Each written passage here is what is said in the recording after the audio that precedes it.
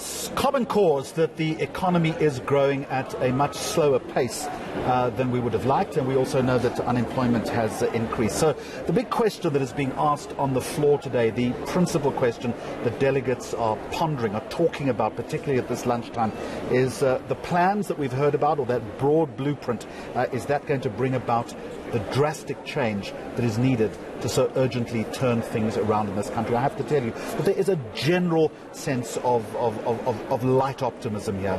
Ahead of the broadcast, I've been talking to a number of the delegates. There's a good feeling in the room.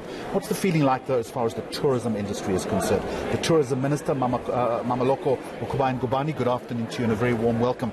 Obviously, we want to talk about the visa issue in just a moment. But what do you want? What does your department want from a conference like this?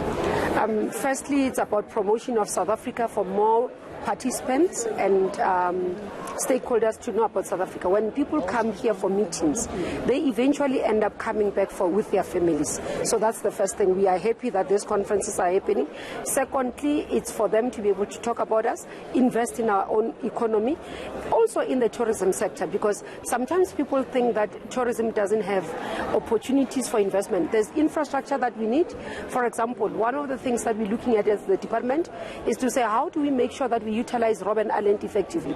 If you look at other islands, people are able to spend a night there. We should be able to do that. So those are some of the long-term plans that we want to do. You look at the hole in the wall in Eastern Cape. It's a beautiful attraction, but around it, there isn't any infrastructure. So a lot of untapped potential, I accept that. But what we also know is that tourism in this country amounts to something like 9.5% of GDP. The issue that you and your predecessors have been faced with for such a long time is that you say this all the time, but it doesn't gain traction. Now you have to do it. Look, it does gain traction. I mean, if you listen to the afternoon today afternoon, we have a session on tourism. We've got people who've invested in this country. We've got an entrepreneur who talks about what it means. It's an entrepreneur in the property development space who has been developing properties for hospitality sector. So that person will share with us what has been the journey and the lessons learned as a South African entrepreneur. Then we have an investor who represents, for example, Hilton, Global Hilton, who says we've been in South Africa for years and this is why we've kept staying, and we're not even deciding to move out. So there are things that are happening, there are things that are going right in our sector, and there are things that we still have to fix, obviously. So we are cognizant of that. Minister, this onerous visa regime that we had, according to the President, has now been abolished. Why has it taken so long? Look, you'd understand from security point of view. They look at security matters. They don't look at the economic part of it. So coming from tourism, we had to make sure that they understand the importance of economic travelers. So the importance of what tourism contributes to GDP, what contributes towards making sure that the jobs. One hand of the government that didn't know what the other hand was doing. That's what I'm saying. We come from different angles, and if you are responsible for safety and security, so your angle will be safety and security. So it's the responsibility of us who are in the economic cluster to be able to make sure that we sit with the colleagues, explain to them the importance, and we work together to find solutions. How much damage was done as a result of the hiatus here?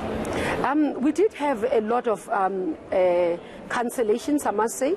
People were discouraged from coming in terms of, because if families traveling and they get told that if you do not have an unabridged birth certificate, you can't come. So that does impact. But those are opportunities that are lost and are going to be very difficult to get back.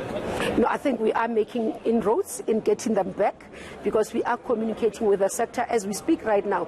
There's World Travel Market happening in London. We've got a whole team coming from South Africa representing us there and sending the message.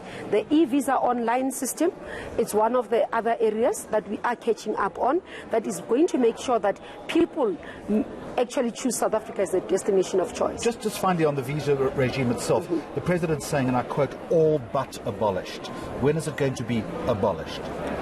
What do you mean all but abolished? The whole issue about the long form birth certificates, for instance, has that been completely abolished, or is there more work still to do? No, the issue is that we've agreed in government that it's not supposed to be. What the regulators or the travel agents have said, there's a word in the regulation currently, and it's just one word, may. That they think that its ambiguity might still cause problems. So we've taken a decision that even that word must go. When's that going to happen? This month in November. Minister Motsoaledi is committed that it will be out completely. Mameloko Ngubane, Minister of Tourism, thank you very much indeed.